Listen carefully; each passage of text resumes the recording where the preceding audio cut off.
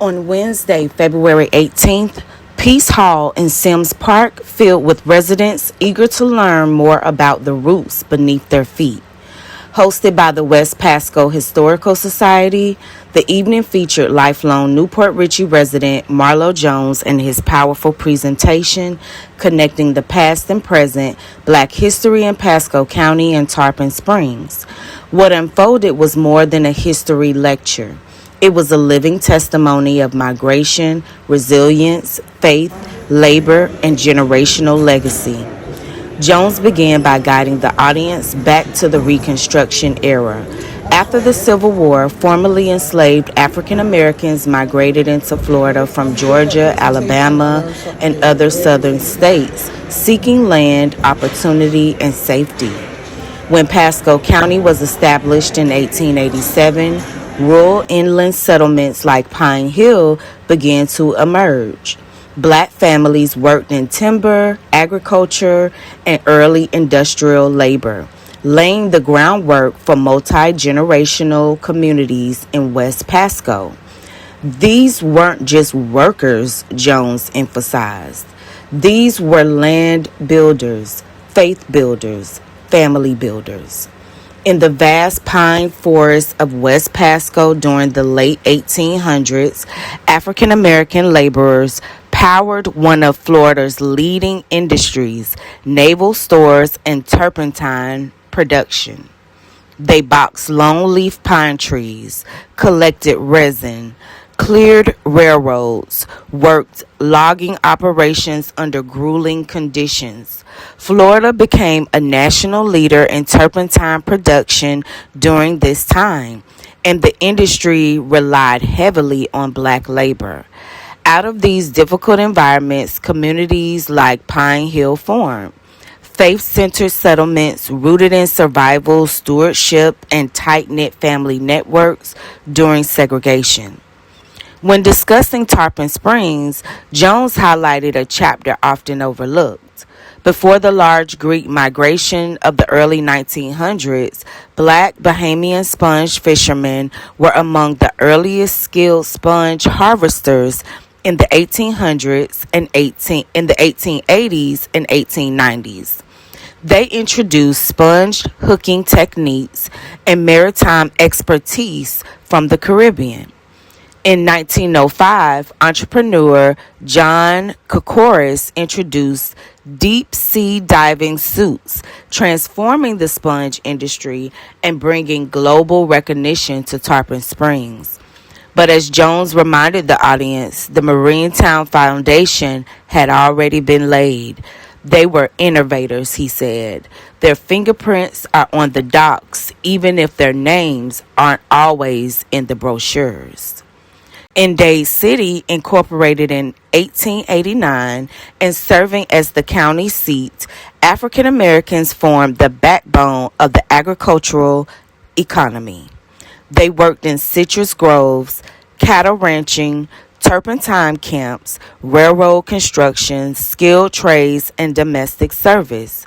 During the Jim Crow era, Black churches and segregated schools became pillars of leadership, education, and resilience.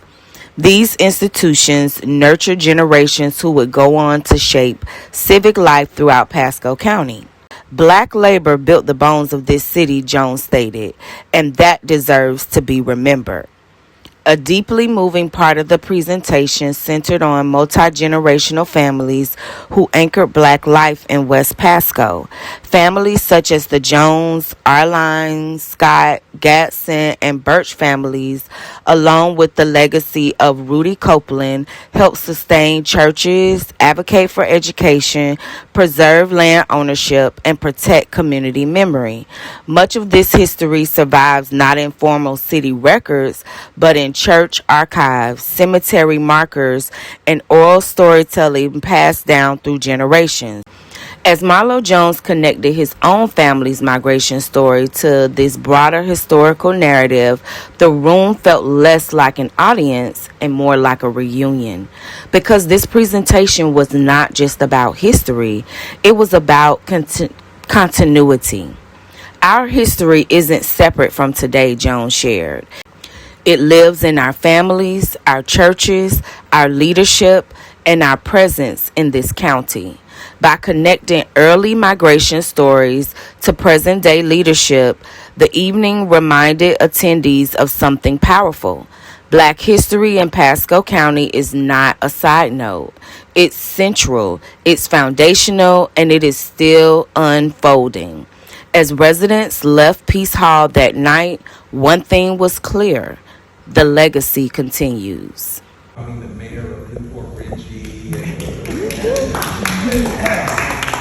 he's just been an inspiration to my program, to what we've accomplished with the kids. So, without further ado, I would like to introduce you to Marlowe Jones, the historian of the Pine Hill community.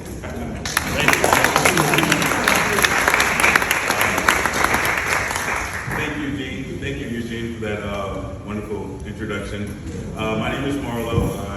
Marlowe Jones, lifelong member of Port Richey in Pasco County.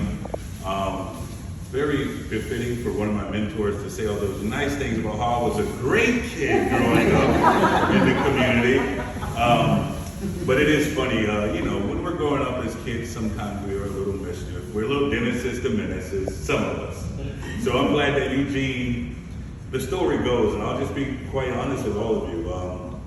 When I was 5 years old, I seen all my older cousins going over to the Booker T. Washington schoolhouse. And I used to always wonder, what are they doing? Because they're going to do something fun. I got to stay here with Granny, and we're going to watch soap operas and all the soap operas that come on, and The Price is Right. And so I wanted to go over there.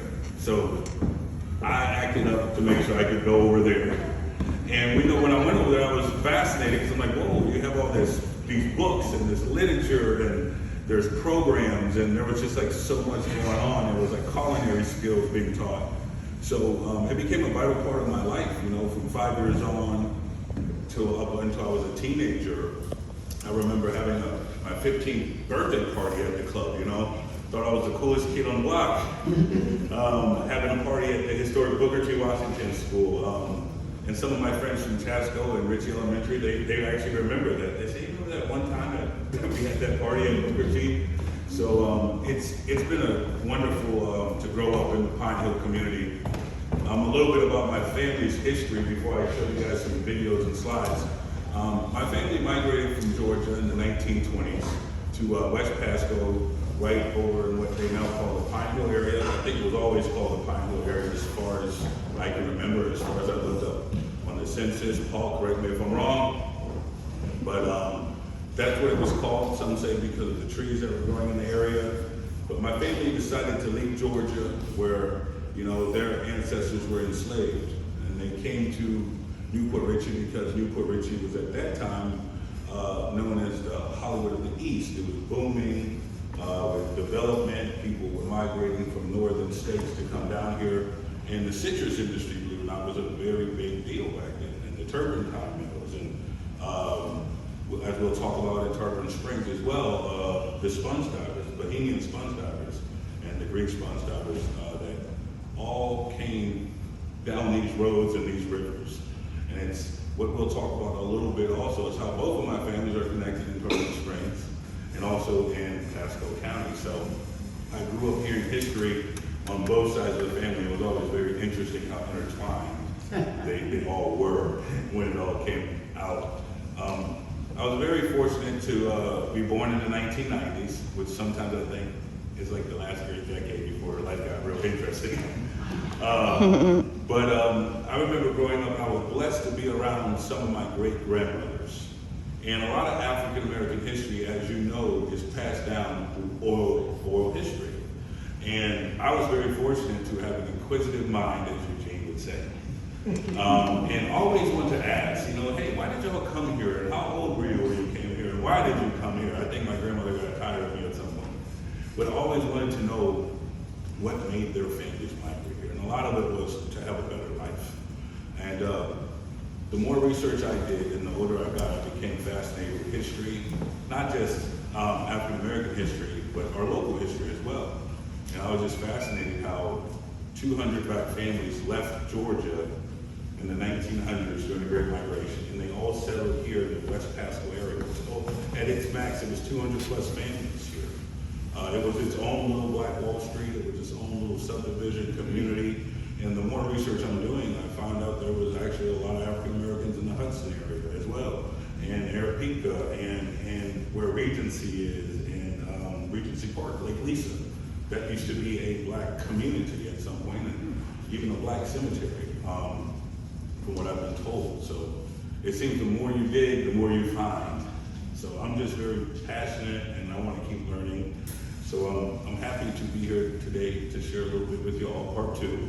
I was fortunate enough to come last year and speak and talk a little bit about my family's history and some of the things that we've done while we've been here.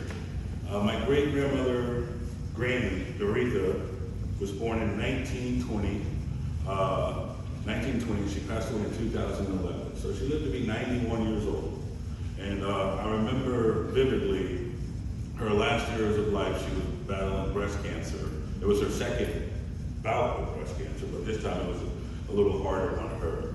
But I remember before she passed, we had a party for her at the Spartan Manor.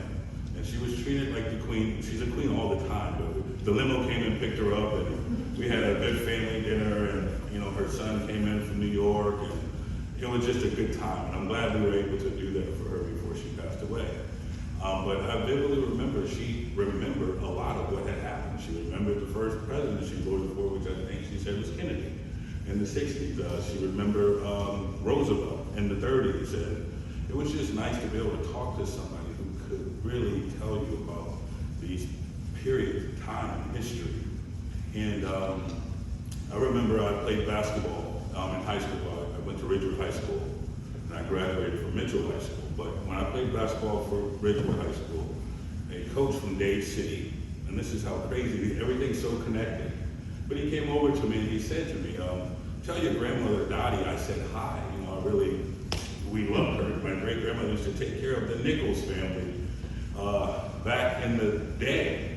My grandmother, I don't know if you ever seen the movie The Help, but a lot of the Black women, that's what their life was like back then. They took care of their large families, and then they went to help take care of other families. But this coach, who probably was in his mid-50s, he came over and had some wonderful things to say about my great-grandmother. But I just thought it was so interesting how history just overlaps and how we learn these wonderful things. So we'll go on. How do y'all like my picture? Did I do okay? Yeah. I tried, I'm learning, Videos just from people that actually lived in some of these times. You're going to hear some stories about the Black Bahamians. As you know, how many of you have ever been to Sponge Docks? By show of hands, right? Everybody has some, right? Wonderful food down there, right? I like to go down there and eat, and take my kids down there sometimes.